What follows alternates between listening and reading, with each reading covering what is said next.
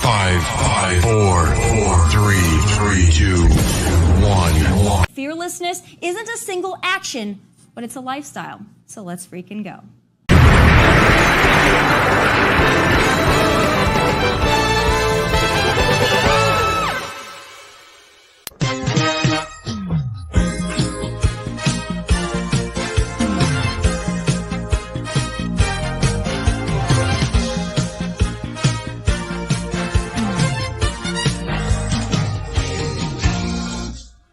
I tell you what, guys, these Democrats are known for pulling some shady shiz, but in 2022, it's reached a new level.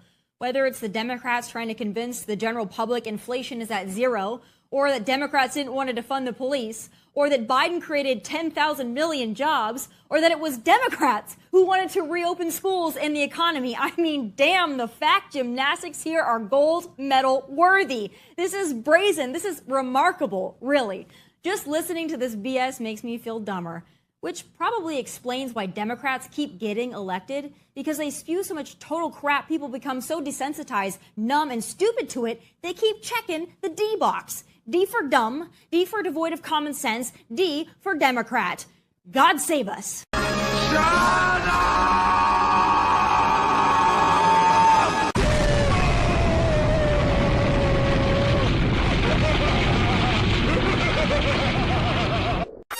Use the First Amendment, call me names, whatever. But what happened last Thursday night was not the First Amendment. It was not protected speech. It was what happens when the meek misfits of society band together in a mob and go buck wild because society has coddled and protected them for far too long. This angry mob of disgruntled thugs pushed through campus security, shoving and physically assaulting the campus officers attempting to guard the doors. They pulled the fire alarm, made verbal threats, and continued to try to push their way inside, screaming and chanting expletives at the top of their lungs. About 30 minutes into my speech, they became so aggressive and out of control, they nearly busted through the doors. And it was at that point the campus officers rushed me, my dad, and an elderly couple into the student union back kitchen for our safety.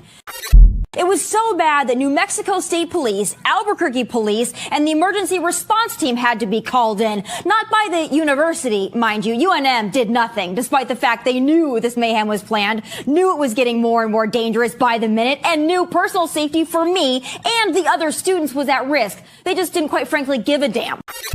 And look, I'm safe. I was escorted safely by police. I'm fine. Now, I'm more energized than ever.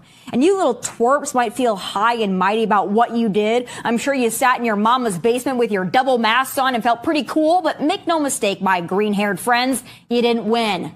Because there are two types of people in this world, those who are humble and those who are about to be. You're the latter of the two, and your time is coming. Bet on that.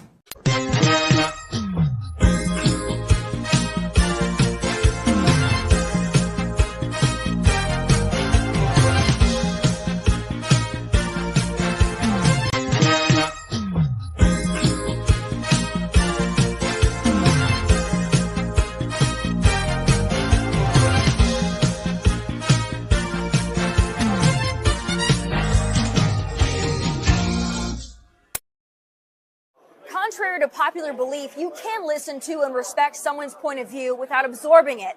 I have some final thoughts.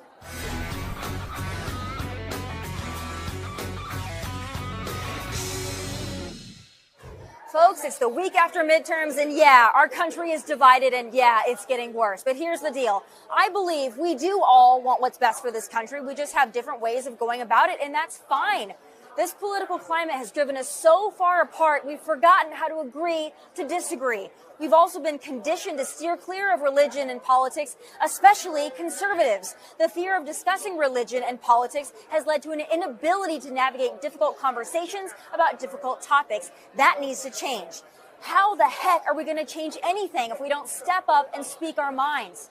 Free speech isn't just saying what you want to say, it's also hearing what you don't want to hear.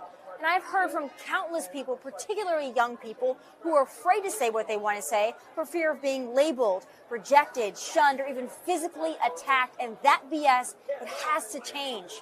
Political correctness is intellectual dishonesty, so stand up, speak out, find your voice, and use it. Take it from someone who is labeled too controversial on a daily basis. When you live, speak, and stand without fear, everything changes. And if that's controversial, so be it. And that's why I stand up for the average American, for law enforcement, ranchers, farmers, veterans, military, our flag, our national anthem. I'm going to ruffle feathers and I'm going to ignite debate. I'm going to speak my mind and inspire you to do the same. I don't want to tell you how to think. I don't even want you to think like me. I just want you to think for yourself. So in the spirit of the Fox Nation Patriot Awards, love each other, love your differences, recognize your similarities, speak your mind, and above all, freedom over everything.